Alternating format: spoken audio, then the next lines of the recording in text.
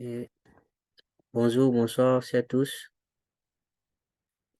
Je suis ravi de vous retrouver en ce jour du 10 octobre 2022. Donc, comme promis, aujourd'hui, je vous présente le programme de cours en master génie civil. Donc, dans la précédente vidéo, c'était pour les étudiants en licence, niveau licence. Donc, aujourd'hui, c'est surtout master, niveau master. Mais ça dépend de chaque université. Donc, je m'en vais vite vous présenter ça.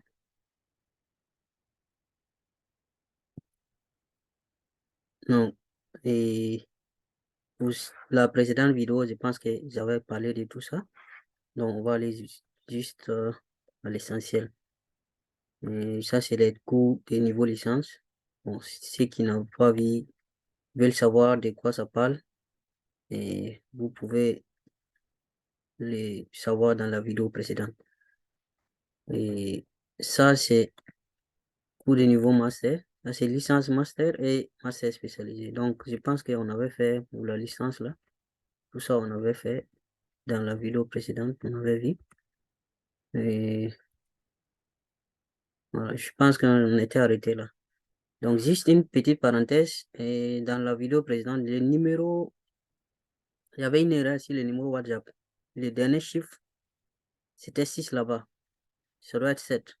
Merci de vérifier. Donc, je répète encore, pour les universités qui désirent qu'on travaille ensemble, les responsables d'université et instituts, vous pouvez me contacter avec ces contacts. Merci. Donc, pour le niveau master, voici le cours. Et d'abord, il y a mécanique des soldés. Bon, la plupart, ce sont les choses. C'est la suite des cours qu'on a vu en choses, dans le niveau licence. Voilà, la majorité de ce cours. Donc, mécanique des roches, niveau 2. Mais c'est surtout les applications, en fait. Donc, il faut utiliser les propriétés des sols pour appliquer dans la construction des génies civils, en génie civil. Et 3, c'est route 2. Donc, route 1, là, je pense qu'on avait parlé des choses, des tracés routiers et tout ça.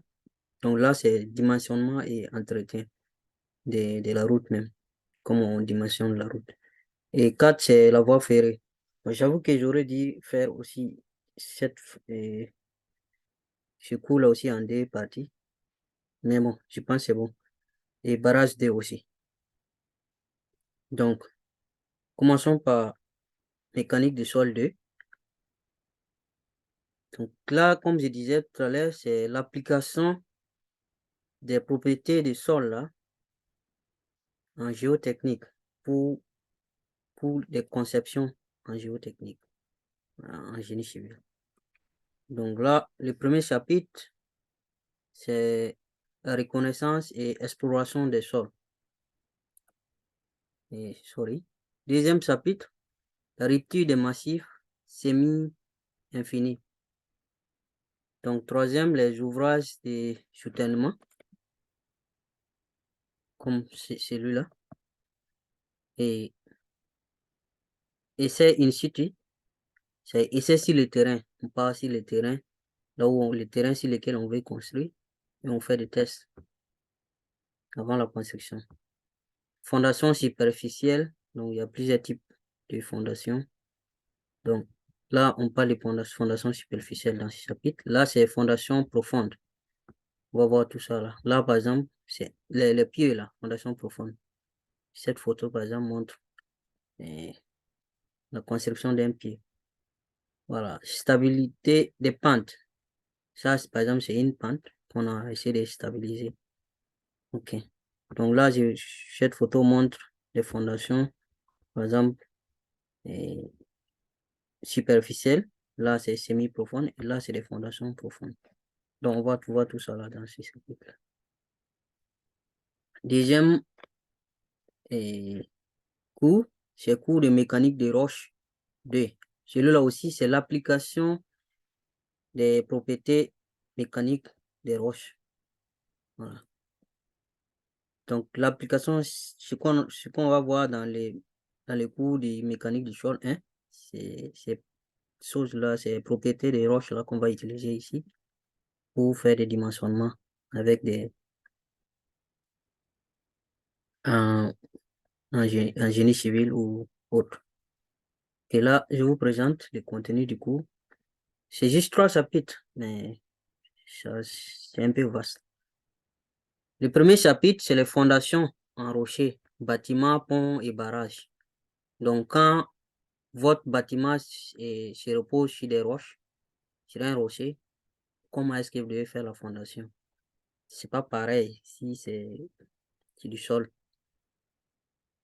Là, par exemple, cette photo montre un pont qui est fondé sur un rocher. Voilà, une montagne carrément. Donc, comment on dimensionne ce genre de fondation? Ok. Et deuxièmement, c'est les pentes rocheuses. Ça, c'est surtout dans les mines chez nous. Bon, dans les autres pays, il y a aussi des choses, en plein de choses, campagne et autres. Mais, donc là, par exemple, cette photo, ça montre une pente dans une mine à ciel ouvert. Donc, cette pente-là, il faut l'étudier pour la stabilité et la sécurité des travailleurs. Voilà. Bon, après ça, c'est tunnel rocher, tunnel en rocher. Donc, vous voyez par exemple ça, comment creuser ce tunnel-là. C'est un tunnel qui a été creusé par les Grecs. Je pense que c'était en 530 ans avant Jésus-Christ. Donc, j'imaginais, ce tunnel a été creusé de bout en bout, c'est-à-dire les deux extrémités, et puis qui se sont croisés avec vraiment une erreur minimale. Voilà, cette photo-là, c'est un barrage. Je pense que c'est un barrage dont les fondations ont cédé. C'est en France. Celui-là, c'est un barrage en France. Donc, quand ça arrive, ça vraiment, ça tire beaucoup de monde. Et c'est pas du tout bon. Donc, ça fait partie des fondations. Fondation sur rocher, bâtiment, pont, barrage. Donc, mécanique des roches 2, c'est surtout ça. On va voir. Donc, troisième cours, c'est route. C'est dimensionnement et autres. Donc, le chapitre 1, dimensionnement de la structure de la chaussée. Donc, comment dimensionner? Quand vous voyez une route, par exemple, ce que vous voyez en surface, peut-être c'est seulement cette couche noire là, c'est cette photo. Mais en réalité, en bas, il y a beaucoup d'autres couches de sol. Comment déterminer ces couches, les dimensions de ces couches-là? Combien de centimètres? L'épaisseur de chaque couche doit faire combien de centimètres? Et bien sûr, ces couches-là ont des noms.